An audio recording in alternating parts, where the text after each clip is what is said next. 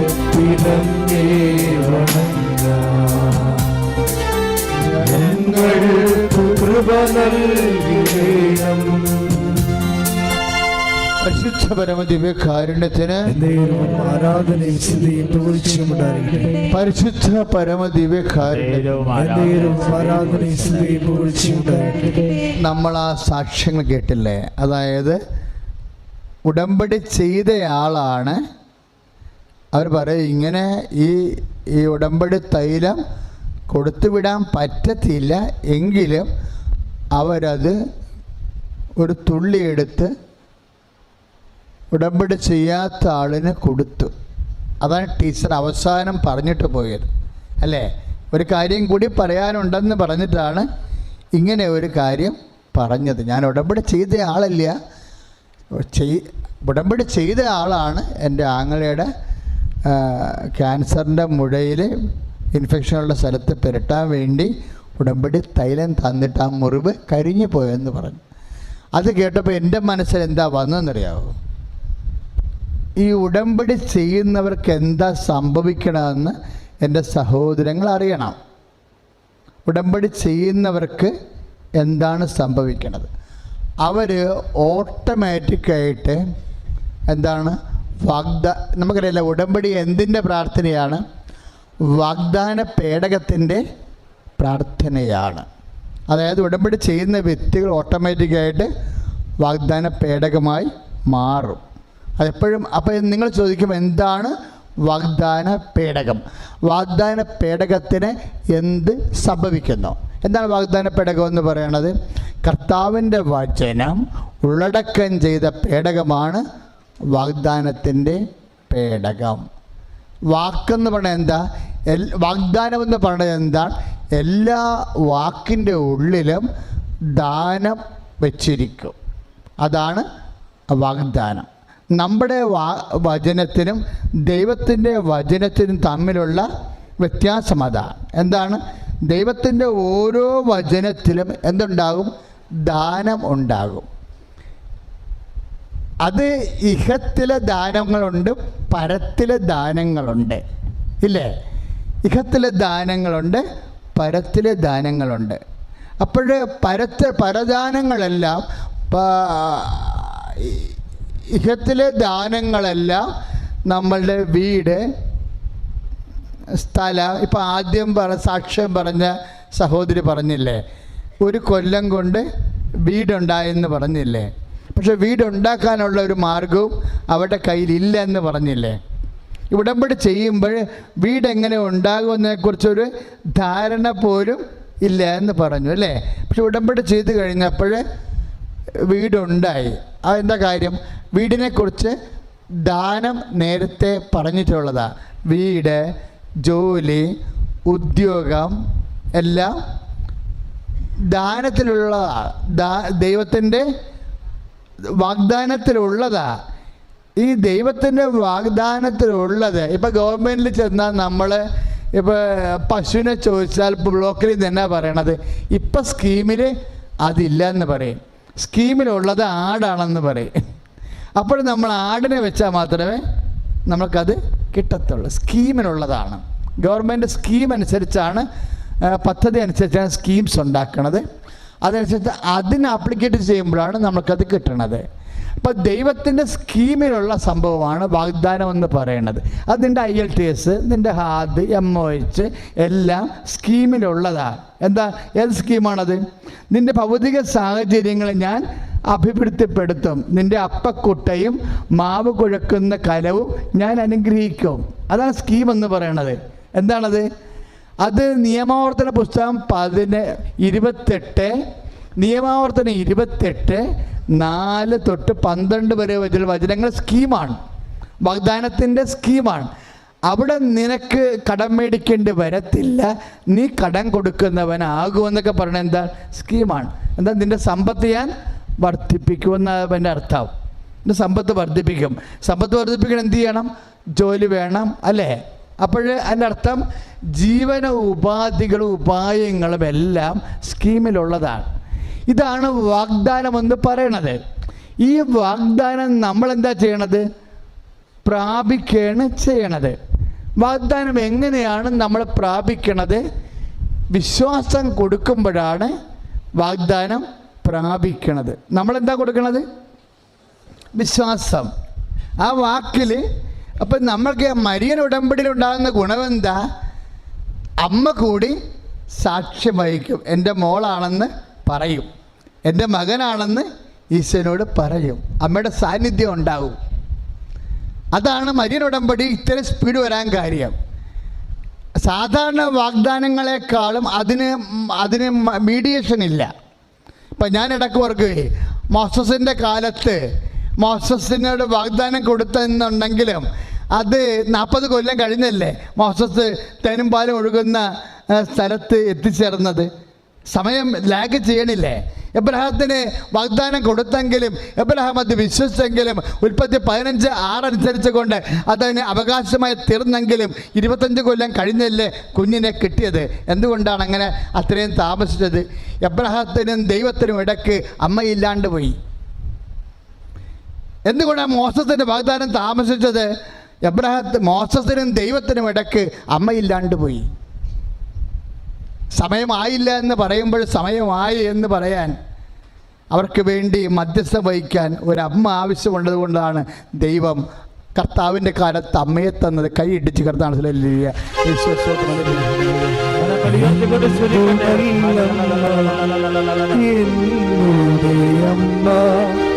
എനിക്കും ഈശോയ്ക്കും ഒരേ അമ്മ, എന്തു നല്ല അമ്മ, എന്നുടെ അമ്മ, എനിക്കും ഈശോയ്ക്കും ഒരേ അമ്മ. എന്തു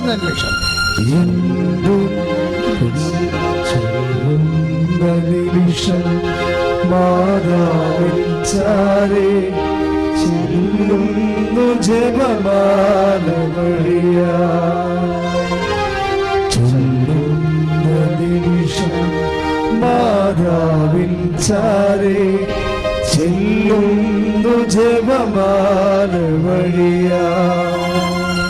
കയ്യിലിരിക്കുന്ന ഉണ്ണീശോയുടെ ചാരേ ഞാനും ഇരിക്കും. കയ്യിലിരിക്കുന്ന ഉണ്ണീശോയുടെ ചാരേ ഞാനും ഇരിക്കും. എന്തെന്നല്ല അമ്മ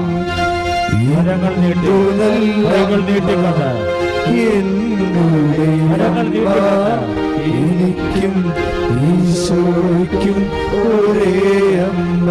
എല്ലാവരും എന്തു നല്ലമ്മ, എന്നുടെ അമ്മ, എനിക്കും ഈശോയ്ക്കും ഒരേ അമ്മ.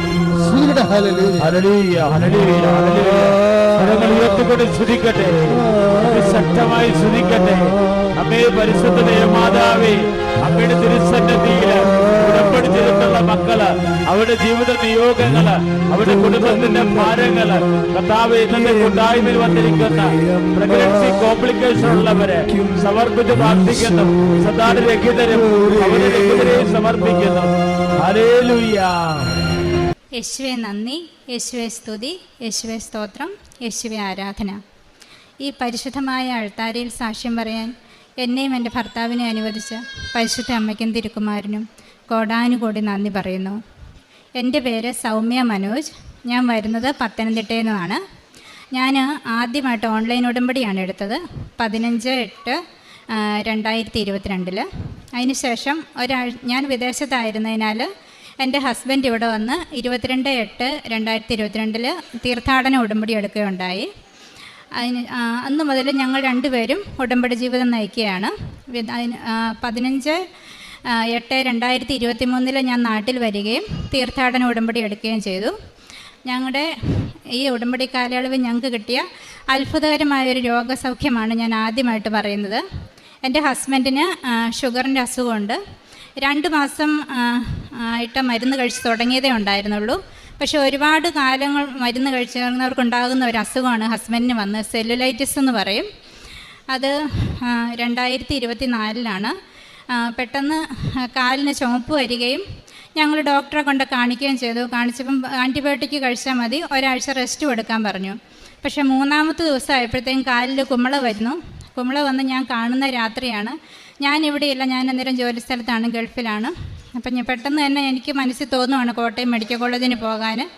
രാത്രി തന്നെ എൻ്റെ ഹസ്ബൻഡ് തന്നെ വണ്ടി ഓടിച്ച് മെഡിക്കൽ കോളേജിൽ ചെന്നു. ആ സമയം കൊണ്ട് എൻ്റെ അമ്മച്ചി വീട്ടിൽ നിന്ന് അങ്ങോട്ട് വന്നു, കുറവലങ്ങാട്ട് നിന്ന്. ഹോസ്പിറ്റലിൽ ചെന്നപ്പോൾ കാല് കണ്ടപ്പോൾ തന്നെ ഡോക്ടേഴ്സ് ചോദിക്കുന്നു, നിങ്ങൾ ഡ്രൈവ് ചെയ്താണോ വന്നത്, പെട്ടെന്ന് കയറി കിടക്കാനാണ് പറയുന്നത്. അമ്മയും വന്നു കഴിഞ്ഞപ്പോഴത്തേക്കും പെട്ടെന്ന് അവർ പറയുന്നത് കാലിൽ സെല്ലുലൈറ്റിസ് ആണ്, അത് ഇൻഫെക്ഷനൊക്കെ മുകളിലോട്ട് കയറുവാണ്, കാലിൻ്റെ താഴ്ഭാഗം ചെത്തിക്കളയേണ്ടതായിട്ട് വരും, ഞങ്ങൾ അതിന് വേണ്ടിയിട്ടാണ് നോക്കുന്നത്, മാക്സിമം ശ്രമിക്കും, പ്രാർത്ഥിച്ചോളാൻ പറഞ്ഞു. അങ്ങനെ അമ്മ കൺസെൻറ്റ് ഒപ്പിട്ട് കൊടുത്തു. ഇവിടുത്തെ 12 മണി എന്ന് പറയുമ്പോൾ അവിടെ എൻ്റെ ജോലി സ്ഥലത്ത് 9:30 സമയമാണ്. കാലിൻ്റെ അവസ്ഥ കണ്ടു. ഞാൻ ആ സമയം മുട്ടുകുത്തി, ഞാൻ ഉടമ്പടിയിലാണ്. ഞാൻ അമ്മയോട് പ്രാർത്ഥിച്ചു, അമ്മേ ഈ ഒരവസ്ഥ തരണം ചെയ്യാൻ ഞങ്ങൾക്ക് ബലം തരണേ. എൻ്റെ ഹസ്ബൻഡിനെ തിയേറ്ററിൽ കയറ്റി, മൈൻ റോറ്റിയിലായിരുന്നു. അവർ ലോക്കൽ അനസ്തേഷ്യ കൊടുത്തു. അതിന് ശേഷം കാലിൻ്റെ 2 സൈഡിലും അസ്ഥി വരെ കീറി വിട്ടു. അത് ആ ഒരു സമയത്ത് ഞാൻ ആ പ്രൊസീജിയർ കഴിഞ്ഞ് ഇറങ്ങുന്ന 1.5 മണിക്കൂറാണ്. 1.5 മണിക്കൂർ ഞാൻ മുട്ടുകുത്തി എന്ന് പ്രാർത്ഥിച്ചു. അമ്മ പുറത്ത് ഉടമ്പടി കാശുരൂപമായിട്ട് നിന്നും പ്രാർത്ഥിച്ചു. ചേട്ടന് അവർ കീറി വിട്ട് വേദന എടുക്കുന്നുണ്ട്, പക്ഷേ അമ്മ എന്ന് പോലും ഒന്ന് വിളിക്കാനുള്ളൊരു ഇത് വന്നില്ല. ഈശോയുടെ സഹനത്തോട് ചേർത്ത് വെച്ച് ആ ഒരു വേദനയെ സഹിക്കാൻ എനിക്ക് തരണം ചെയ്യാനുള്ള കഴിവ് തരണേന്ന് എൻ്റെ ഹസ്ബൻഡ് പ്രാർത്ഥിച്ചുകൊണ്ട് വിശ്വാസ പ്രമാണം ചൊല്ലിക്കടന്നു. അവിടുന്ന് ഞങ്ങളെ ഡോക്ടർമാർ പറഞ്ഞു, ഞങ്ങൾ കാല് ചെത്തി വിട്ടിട്ടില്ല, കീറി വിടുകയാണ് ചെയ്തത്. പക്ഷേ അടുത്തുള്ള ചെറിയ ഹോസ്പിറ്റലിൽ പോയി അഡ്മിറ്റ് ചെയ്യണം. എസെപ്റ്റിക് ആയിട്ടുള്ള ടെക്നിക്ക് എന്ന് വെച്ചാൽ ഏറ്റവും വൃത്തിയായിട്ട് കാല് പരിപാലിക്കണം, എന്നും ഡെയിലി ഡ്രസ്സിങ് ചെയ്യണം. അങ്ങനെ ഞങ്ങൾ നാട്ടിലുള്ള ലോക്കൽ ആശുപത്രിയിൽ പോയി അഡ്മിറ്റായി. അന്നേ ദിവസം കാല് കെട്ടി വെച്ചിട്ടുണ്ട്. അവിടുത്തെ സിസ്റ്റർമാരൊക്കെ വിചാരിച്ചു, ഇവരെന്തിനായി മെഡിക്കൽ കോളേജിൽ ഇത്രയും വലിയ കെട്ട് കെട്ടി വിട്ടതെന്ന് അവർ വിചാരിച്ചു. പിറ്റേ ദിവസം രാവിലെ എൻ്റെ ഹസ്ബൻഡിനോട് ഡ്രസ്സിങ് റൂമിലേക്ക് നടന്നു ചെല്ലാൻ അവർ പറഞ്ഞു. പിറ്റേ ദിവസം കാലിൽ സോപ്പിട്ട് കഴുകണം മുറിവ്. ചെന്ന് കഴിഞ്ഞ് മുറിവ് ഓപ്പൺ ചെയ്ത് കഴിഞ്ഞപ്പോൾ നഴ്സുമാർ 4 വശം ഓടുമായിരുന്നു. എൻ്റെ ഹസ്ബൻഡിൻ്റെ കാലവർക്ക് എന്നാ ചെയ്യണമെന്ന് അറിയത്തില്ല. അങ്ങനെ ഒരു ഡ്രസ്സിങ് അവർ കണ്ടിട്ടില്ല. അവർക്ക് തന്നെ അവരുടെ റൂമിലുള്ള ഡ്രസ്സിങ്ങിൻ്റെ മെറ്റീരിയൽസ് മുഴുവൻ എടുത്തിട്ടും തികയുന്നില്ല. അങ്ങനെ അന്ന് മുതൽ 1.5 മാസം അവിടെ ആശുപത്രി കിടന്നു, ഡെയിലി ഡ്രസ്സിങ് ചെയ്തു. അന്ന് അത്രയും വേദനയിലും എൻ്റെ ഭർത്താവ് പ്രത്യക്ഷീകരണ പ്രാർത്ഥന മുടക്കിയിട്ടില്ല, ഞങ്ങളും മുടക്കിയിട്ടില്ല. ആ കാലുകൊണ്ട് എഴുന്നേറ്റ് എന്ന് ചൊല്ലുമായിരുന്നു. അങ്ങനെ അമ്മ ബലം തന്നു. 4 മാസം എടുത്തു ഞങ്ങൾക്ക് ആ കാലായിട്ട് തന്നെ തിരിച്ചു തന്നു അമ്മ ഈശോയും. ഒരുപാട് നന്ദി പറയുകയാണ്. ചെത്തിക്കള എന്ന് പറഞ്ഞ കാലമാണ്. എൻ്റെ ഹസ്ബൻഡ് ഡ്രൈവറാണ്. ഞങ്ങളുടെ ഉപജീവന മാർഗം വണ്ടി ഓടിക്കുന്നതാണ്. ഇനി അത് പറ്റുമെന്ന് പോലും ഇല്ലാത്ത ഒരവസ്ഥയിലോട്ട് ഞങ്ങൾ ചിന്തിച്ചായിരുന്നു. പക്ഷേ അതൊന്നും വേണ്ടി വന്നില്ല. അതിനുശേഷം ഈ ഉടമ്പടി പാലിച്ച് തുടങ്ങിയതിന് ശേഷം ഞങ്ങൾ ഒരു മരുന്നുകളൊന്നും അങ്ങനെയൊന്നും കഴിച്ചിട്ടില്ല. എനിക്ക് 23 വർഷത്തോളമായിട്ട് എൻ്റെ ആർത്തവം ക്രമമല്ലായിരുന്നു. കുറേ കാലമൊക്കെ മരുന്ന് കഴിച്ചു. അതിനുശേഷം ഞാനത് അവോയ്ഡ് ചെയ്തു. ചിലപ്പോൾ 2 മാസം കൂടും വരും, ചിലപ്പോൾ 3 മാസം കൂടും വരും, ചിലപ്പോൾ നിൽക്കത്തില്ല. നിൽക്കാതെ വരുമ്പോൾ ഞാൻ പോയി മരുന്ന് മേടിച്ച് കഴിക്കും, പിന്നെ ഞാൻ നിർത്തും. പക്ഷേ ഉടമ്പടി എടുത്തു. ഞാനങ്ങനെ പ്രത്യേക നിയോഗം വെച്ചില്ല. പക്ഷേ എങ്കിൽ ഇന്ന് ഈ നിമിഷം വരെ കൃത്യം 28ാമത്തെ ദിവസം എനിക്ക് ആർത്തവമുണ്ട്. അങ്ങനെ ഒരനുഗ്രഹം എനിക്ക് കിട്ടി. അതോടൊപ്പം തന്നെ എനിക്ക് 2021 ഞങ്ങൾക്കൊരു കുഞ്ഞുണ്ടായി. കല്യാണം കഴിഞ്ഞിട്ട് ഇപ്പോൾ 11 വർഷമായി. ആദ്യം 2 വർഷം കഴിഞ്ഞപ്പോൾ ഒന്ന് പ്രഗ്നൻ്റ് ആയി, അത് അബോർഷനായി. അതിനുശേഷം 2020 ഞാൻ പ്രഗ്നൻ്റ് ആയതാണ്. 2021 മാർച്ചിൽ 6.5 മാസത്തിൽ എനിക്ക് വെള്ളം പൊട്ടിപ്പോയി. അങ്ങനെ ആശുപത്രി ചെന്ന് ഞാൻ പ്രസവിച്ചു. എൻ്റെ കുഞ്ഞിനെ കൊണ്ട് കോട്ടയം മെഡിക്കൽ കോളേജിൽ ഞങ്ങൾ അഡ്മിറ്റായിരുന്നു. 23ാമത്തെ ദിവസം അവൻ ഫീഡ് ആസ്പിരേറ്റ് ആയിപ്പോയി. സിസ്റ്റർമാർ പാല് കൊടുത്താണ്, കുഞ്ഞിനെ ശ്രദ്ധിച്ചില്ല. അങ്ങനെ നെഞ്ചിൽ കെട്ടി എൻ്റെ കുഞ്ഞ് മരിച്ചുപോയി. അതിനുശേഷം അന്ന് മുതൽ എനിക്ക് പൈൽസിൻ്റെ അസുഖമുണ്ട്. ഞാനൊരു ഭ്രാന്തിയെപ്പോലെ ആയിപ്പോയി. എനിക്ക് ഈ 23 ദിവസം ഞാൻ കുഞ്ഞിനെ പാല് കൊടുത്തുകൊണ്ടിരുന്നതാണ്. അതിനുശേഷം എൻ്റെ ബ്രസ്റ്റെല്ലാം പഴുത്ത് 3 പ്രാവശ്യം കീറേണ്ടതായിട്ട് വന്നു. അങ്ങനെ ഞാൻ മരുന്നൊന്നും എനിക്ക് കഴിക്കാൻ മേല, പൈൽസിൻ്റെ മരുന്നും കഴിക്കാൻ മേല. അതുകൊണ്ട് ഞാൻ 2 മാസം കഴിഞ്ഞപ്പോൾ എൻ്റെ കൂട്ടുകാരനോട് പറഞ്ഞു, നീ ഈ അവസരത്തിൽ ഇങ്ങനെ പോയാൽ നിനക്ക് വട്ട് പിടിക്കും, നീ ജോലിക്ക് പോ. അങ്ങനെ എൻ്റെ ഒരു കൂട്ടുകാരി ബോംബെയിലുള്ള എൻ്റെ ഷൈജു എന്ന് പറയുന്ന സുഹൃത്ത്, അവൾ ടിക്കറ്റ് എടുത്ത് തന്നെ ഫ്ലൈറ്റിന് കയറ്റി എന്നെ ബോംബെക്ക് കൊണ്ടുപോയി. 2 മാസം അവൾ എന്നെ പരിചരിച്ചു. അതിനുശേഷം ഞാൻ 2 മാസം ബോംബെ വർക്ക് ചെയ്തുള്ളൂ. അതിനുശേഷം എനിക്ക് ഗൾഫിൽ പോകാനൊരു അവസരം കിട്ടി. ഞാൻ അങ്ങനെ പോയി. അപ്പം ഈ കൃപാസനത്തിൽ വരുന്ന ഒരു അവസ്ഥയെന്ന് പറഞ്ഞു കഴിഞ്ഞാൽ അച്ഛൻ പറയും സീറോ മൈനസ് എന്ന് പറഞ്ഞാൽ അതിലും താഴെ എന്തെങ്കിലും ഉണ്ടെങ്കിൽ അതാണ്. ഉണ്ടെന്ന് പറയാനായിട്ട് കുറേ കടം മാത്രം. പക്ഷേ എനിക്ക് വരുമാനമുണ്ട്, ഏറെക്കുറെ 1 ലക്ഷം രൂപ സാലറി ഉണ്ട്. പക്ഷേ അത് എന്നാ ചെയ്യണമെന്ന് എനിക്കറിയത്തില്ല. കാരണം കൊടുക്കാനുള്ളവർക്ക് കൊടുക്കണം. സാലറി കിട്ടിക്കഴിയുമ്പോഴത്തേക്കും പിന്നെ എന്ത് ചെയ്യണം, എങ്ങനെ മുന്നോട്ട് പോകും? വീടില്ല, സ്ഥലമില്ല, ഞങ്ങൾക്ക് കുഞ്ഞില്ല, ഇല്ലായ്മകൾ മാത്രം. പക്ഷേ എനിക്കതിൽ പ്രയാസമൊന്നുമില്ലായിരുന്നു. ദൈവം എനിക്ക് വിധിച്ചിട്ടുള്ളത് എന്താണോ അത് തരും, അത് മതി എന്നൊരു തീരുമാനം എടുത്ത് ഞാൻ ജോലിക്ക് പോയി. അപ്പം ഞാനിവിടെ വന്ന് ഉടമ്പടി വെച്ചപ്പം അമ്മയോട് പറഞ്ഞു, അമ്മേ എൻ്റെ ജീവിതം എന്താണെന്ന് എനിക്കറിയത്തില്ല, ഇതൊന്ന് ക്രമീകരിച്ചതാ, എവിടെ തുടങ്ങണമെന്ന് എനിക്കറിയത്തില്ല. അങ്ങനെ പറഞ്ഞ് ഞാൻ പ്രാർത്ഥിച്ചു. പിന്നെ ബാക്കി നിയോഗങ്ങളൊക്കെ മറ്റുള്ളവർക്ക് വേണ്ടിയിട്ടായിരുന്നു.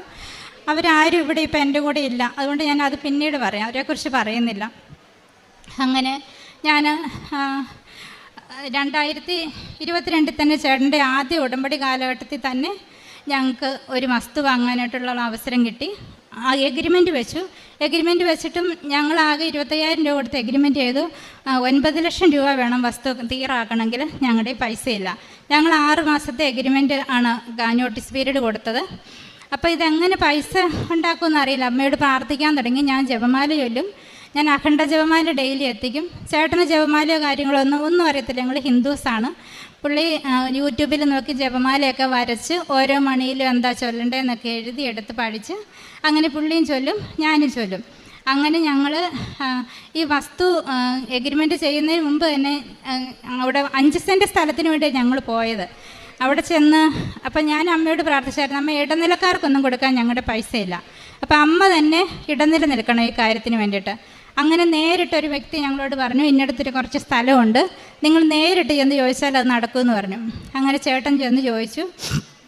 അപ്പം ഞാൻ അമ്മയോട് ഇങ്ങനെ ചേട്ടൻ പോകുന്ന സമയത്ത് ഞാൻ പ്രാർത്ഥിക്കും, തിരി കത്തിച്ച് വെച്ചാൽ ഓരോ വഴിയും പോകുമ്പോൾ ഞാനിവിടെ എനിക്കതേ ചെയ്യാൻ പറ്റുള്ളൂ. ഞാൻ അവിടെ ഇരുന്ന് 2 തിരിയും കത്തിച്ച് വെച്ച് ഈ വിഷയത്തെ വെച്ച് പ്രാർത്ഥിക്കും. അപ്പോൾ അങ്ങനെ ഞാൻ അമ്മയോട് ഇങ്ങനെ വർത്തമാനം പറയുന്നാലും പറഞ്ഞു, അമ്മേ 5 സെൻറ്റ് സ്ഥലമേ ഉള്ളൂ, ഇന്നേ കാലത്ത് ഒരു കിണറൊക്കെ കുത്തണമെങ്കിൽ ഒരുപാട് പൈസയാകും, ഇനി അതിനകത്ത് കിണറിന് സ്ഥാനമില്ല, വെള്ളവും കിട്ടിയല്ല. ഇങ്ങനെ പറഞ്ഞേച്ച് 2 മിനിറ്റ് കഴിഞ്ഞപ്പോൾ എൻ്റെ ഹസ്ബൻഡ് എന്നോട് പറയുകയാണ്, എടി ആ സ്ഥലത്തൊരു കിണറും കൂടെ ഉണ്ട്, 8.5 സെൻറ്റ് സ്ഥലം എടുക്കുകയാണെങ്കിൽ അവർ കിണറോട് കൂടി തരാമെന്ന് പറഞ്ഞു. അപ്പോൾ എനിക്ക് മനസ്സിലായി കിണർ അമ്മ വാങ്ങിച്ചു തരുന്നതാണ്. 40 വർഷത്തോളമായിട്ട് ആ പരിസരത്തുള്ള മുഴുവൻ ജനങ്ങൾക്കും വെള്ളം കൊടുക്കുന്നൊരു കിണറാണ്. അങ്ങനെ ഞങ്ങൾ എഗ്രിമെൻ്റ് ചെയ്തു. പിന്നെ 6 മാസത്തിനുള്ളിൽ ഞങ്ങൾക്ക് എഗ്രിമെൻറ്റ് തീരണമെങ്കിൽ പൈസ വേണം, പൈസ ഞങ്ങളുടെ കയ്യിലില്ല. വീണ്ടും പ്രാർത്ഥിച്ചു തുടങ്ങിയാൽ പൈസ എങ്ങനെയാണെന്ന് വെച്ചാൽ അറേഞ്ച് ചെയ്ത് തന്നുകൊണ്ട് നമ്മൾ എഗ്രിമെൻറ്റ് വെച്ചിട്ടുണ്ട്, ജപമാല റാലിക്ക് മുൻപ് എഴുതണം, അതിന് വേണ്ടി ഞങ്ങൾ പ്രാർത്ഥിക്കുന്നത്. അങ്ങനെ 2 ചിട്ടി ഞങ്ങൾക്ക് മുടങ്ങിപ്പോയായിരുന്നു. 20ഓളം തവണകൾ മുടങ്ങിയ ചിട്ടിയാണ്. 2 ലക്ഷത്തിൻ്റെ വീതം 2 ചിട്ടി. അതെനിക്കറിയത്തില്ല, ഞാനത് രണ്ടും അത്രയും ദിവസത്തെ തവണകൾ അടച്ചു തീർത്തു. തലേ മാസവും പിറ്റേ മാസമായിട്ട് ഞങ്ങൾക്ക് ആ ചിട്ടി പിടിച്ചു തന്നു. ഞങ്ങൾക്ക് വേറെയും പൈസ ഞങ്ങൾക്ക് വ്യക്തികളിൽ നിന്നൊക്കെ അറേഞ്ച് ചെയ്ത് തന്നു. ഞങ്ങൾ വസ്തു എഗ്രിമെൻ്റ് ചെയ്തു ജപമാല റാലിയുടെ തലേ ദിവസം. അതിനുശേഷം വീണ്ടും ഞങ്ങൾ പ്രാർത്ഥിക്കുക. അപ്പോൾ അച്ഛനിവിടെ ധ്യാനത്തിലും എല്ലാം പറയാനുണ്ട്, നിങ്ങൾ നിയോഗം വെച്ചാൽ അത് പിന്നെ അതേക്കുറിച്ച് ഓർക്കണ്ട, അത് അമ്മയ്ക്ക് വിശ്വസിക്കും, അങ്ങ് വിട്ടുകൊടുത്തേര്. അതുകൊണ്ട് പിന്നെ എനിക്ക് നിയോഗങ്ങളില്ലാണ്ടായി. ഞാൻ മറ്റുള്ളവർക്ക് വേണ്ടി പ്രാർത്ഥിക്കും, മറ്റുള്ളവരുടെ വേദന എൻ്റെ വേദനയായി. അപ്പോൾ അങ്ങനെ ഇപ്പോൾ ചേട്ടൻ ചോദിക്കുമ്പോൾ നീ നിയോഗം വയ്ക്കുന്നു, ഞാൻ പറയും എന്തിനാ നിയോഗം, അത് ദൈവത്തിന് കൊടുത്ത കാര്യമല്ലേ, അവർ നോക്കിക്കോളും. അപ്പോൾ പിന്നെ ഞങ്ങൾക്ക് വേണ്ടത് വീടാണ്. അപ്പം ഞങ്ങൾ അപ്പോൾ ഈ ജപമാല റാലി ചേട്ടൻ പങ്കെടുത്തായിരുന്നു. ഞാൻ ജപമാല റാലിയുടെ സമയത്ത് ഇവിടെ ജപമാല റാലി നടക്കുന്ന സമയത്ത് രാത്രി ഞാൻ അവിടെ ജപമാല ചൊല്ലും. ഞാൻ 5 മണിക്കൂറൊക്കെ ജപമാല ചൊല്ലുമായിരുന്നു. അങ്ങനെ ആ വർഷത്തെ ജപമാല റാലി കഴിഞ്ഞു. പിന്നെ പിറ്റേ വർഷത്തെ ജപമാല റാലി വരെ ഞങ്ങൾ ഉടമ്പടിയിൽ ഉടനടി അനുഗ്രഹം എന്നാണെങ്കിലും ഞങ്ങൾ ഉടനടി നടത്തി തരാൻ പ്രാർത്ഥിച്ചിട്ടില്ല. കാരണം ആ സമയത്ത് പ്രളയം വന്നു, ഒരുപാട് ഭവനങ്ങളുള്ളവർക്ക് ഭവനരഹിതരായി, ഒരുപാട് വയനാട്ടിലാണേലും ഒത്തിരി നല്ല നല്ല വീടുകളുള്ളവർക്ക് വീടുകളില്ലാണ്ടായി.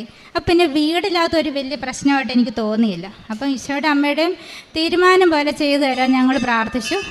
അങ്ങനെ ഈ 2024 ജപമാല റാലിക്ക് മുൻപ് ഞങ്ങളുടെ വീടിൻ്റെ സ്ട്രക്ചർ കഴിഞ്ഞു.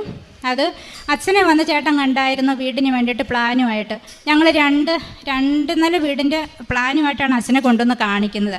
പക്ഷേ ഈ ചേട്ടൻ ഈ കാലിൻ്റെ വയ്യാഴിക വന്ന സമയത്ത് ഞങ്ങളുടെ അമ്മയ്ക്ക് അസുഖമായി, ലിവർ സിറോസിസ് ആയിരുന്നു, ഞങ്ങൾ അറിഞ്ഞില്ല.